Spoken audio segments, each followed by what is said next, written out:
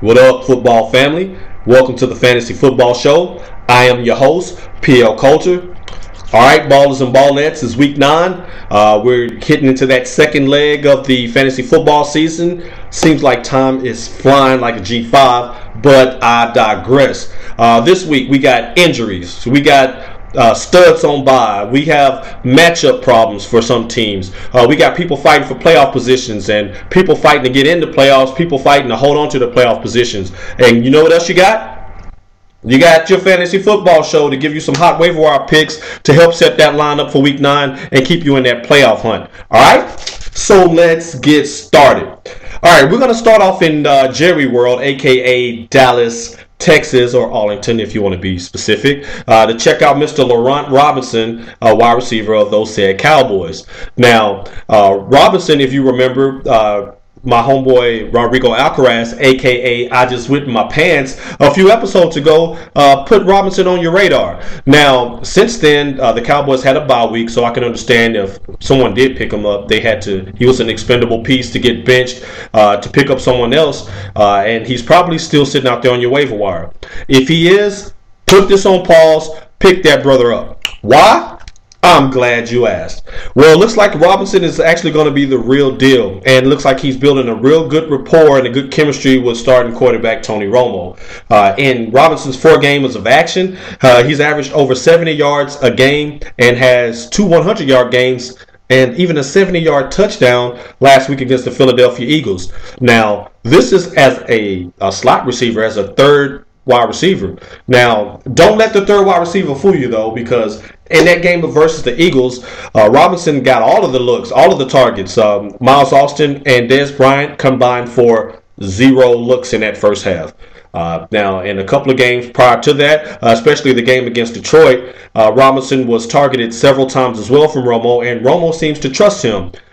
Something that it doesn't look like he does with Dez Bryant, but I digress. I mean, the brother's overrated, but I'm in the city of Dallas, so I'm going to just leave that alone. But he is overrated. Moving right along. How Robinson can help you this week? He draws a favorable matchup against the Seattle Seahawks.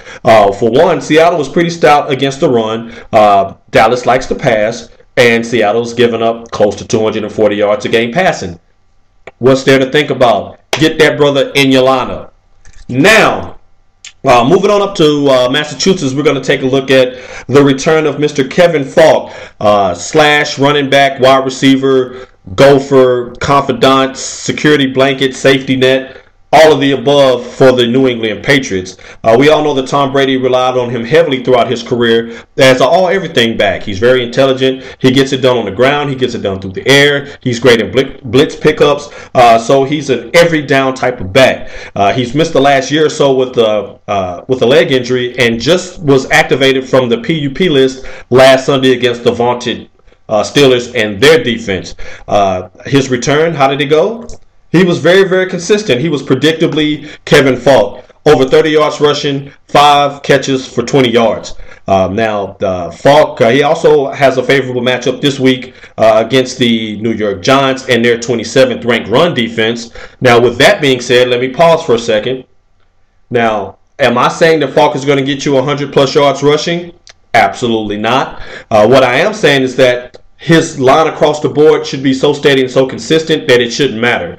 You're looking at between 30 and 70 yards rushing. You're looking at 6 or 7 catches and for 40 or 50 yards. You add that up and you have a double-digit performance from a waiver wire pickup. What else can you ask for a player? Also, with his first game back, he did quite well considering he's not in football shape. Pause. So if Kevin Faulk can come back after a year off with a leg injury and be productive, why can't Chris Johnson and his healthy dreads be productive? All right, I digress. My homer side came out there. I'm a little worried about my Titans running game.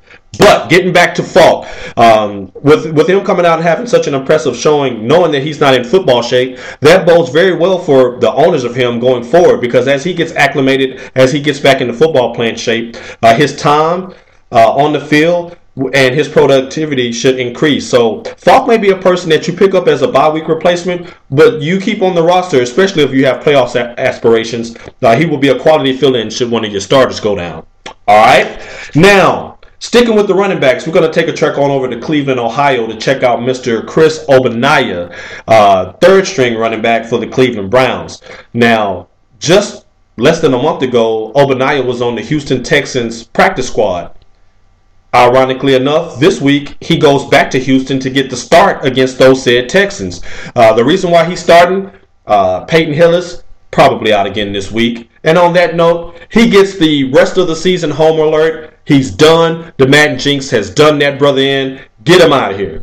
Montario Hardesty, in my most favorite grandma's voice, bless that man's heart. Bless his heart, y'all. The man can't catch a break with a catcher's mitt. He's injured again. He had a chance to start and to shine. Peyton Hillis is on his way out. He could have been a stud running back to really get his chops going and put on an impressive run to the end of the season. The man just can't stay healthy. Bless his heart. So with him going out early last week against San Francisco, Ogbonnaya came in and he was decent. He had over 30 yards rushing and 4 catches for 16 yards. Now, out of all the 3 running backs, Ogbonnaya does have the best hands. So that matched with Colt McCoy's seems like pleasure in checking the ball down in that West Coast offense.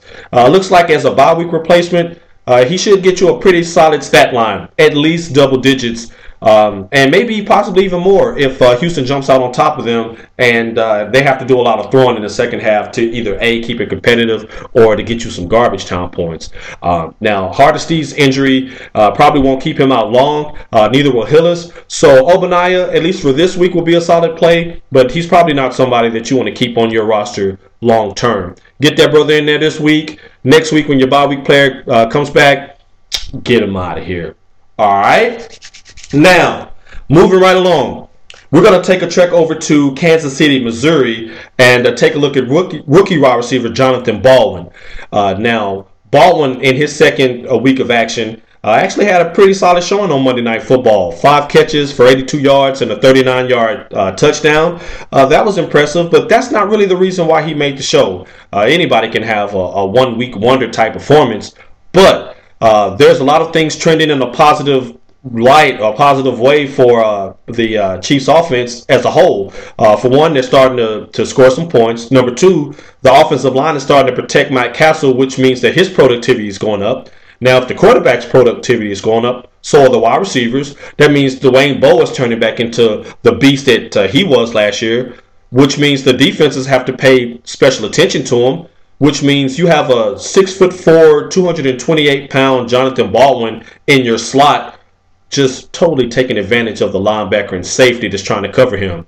That's what happened against San Diego. I look for that to continue this week against Miami and their 26th ranked pass defense. They're horrible against the pass. We're not going to bring up that 500 yards that Brady and Welker and company hung on them in the week 1. We're not going to go there. We're not going to bring up the 350-plus yards or so that Eli Manning put up on the Dolphins last week as they crumbled yet again.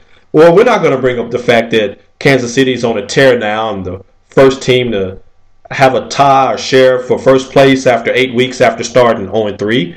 We're not going to bring up the fact that Miami's probably on the suck for luck deal and probably won't put up much of a fight. All of that stuff, I digress. Put a nice little bow on that. Baldwin, get him in your lineup. Try him out for a couple of weeks. I know we profiled Steve Breston last week, but that was before we saw what the rookie Baldwin could do. So if you were targeting Breston last week and couldn't get him on your waiver wire, this may be a blessing in disguise.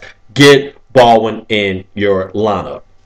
Now, we move on to our Homer Alert pick for Week 9. And again, the Homer is that stud starter that you play week in and week out regardless of the matchup because of who he is. And in most cases, deservedly so. This week, we have a brand new recipient of the Homer Watch, and that will be Mr. Steve Johnson, wide receiver of the Buffalo Bills. Now, Johnson has quietly become a very, very solid number one receiver in Buffalo and a very solid fantasy football option at wide receiver as well. Him along with Ryan Fitzpatrick and with the running game and the offensive line and everything that they're doing, they've done a great job so far in putting up points by the boatload. This week, Mr. Johnson pays a visit to Revis Island and the New York Jets' fifth-ranked passing defense. What that spells for Johnson, get that man out your lineup. You know Revis ain't having it. You know, if you have a Laurent Robinson on your bench, or maybe someone else that has a better upside or playing against a weaker defense, get him into your lineup. Are you trying to win the Eagle Award, or are you trying to win your fantasy football league?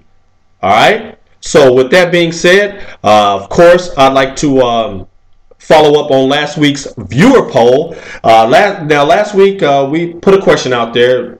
If you had a keeper league and you had two quarterbacks and you can only franchise one for the next year, Tom Brady or Cam Newton, who would you take? Well, to my other cream teamer, Mr. Danny Padilla, a.k.a. Diddy DeVito, you win. It was a resounding vote for Tom Brady. But do not be blinded by that. I'll admit defeat. I took Cam Newton, and the reason why I took Cam Newton is because we're not talking about a Lifetime Achievement Award. We're talking about projections for next year. And there's nothing about Cam Newton that shows that he's going to slow down anytime soon. He's the future and the face of the league. Of course, you couldn't go wrong with either. But if you have both, you probably want to trade one and upgrade somewhere else. All right? So good job by UDP. Good job by all of you Twitter fans and all of you all who chimed in to make that viewers poll a success. And in closing, we always like to tell you that life is a sport, so always play to win. You can follow me on Twitter at PL Culture. That's at PLCOLTER. If you have any picks that you like to share, any homers or any players that you think should absolutely not start this week, hit us up on the comment, drop us a line on Twitter. Share your love, share the wealth. We're all trying to get there. Where's that? The championship, baby. It's your boy PL. I'm out. God bless.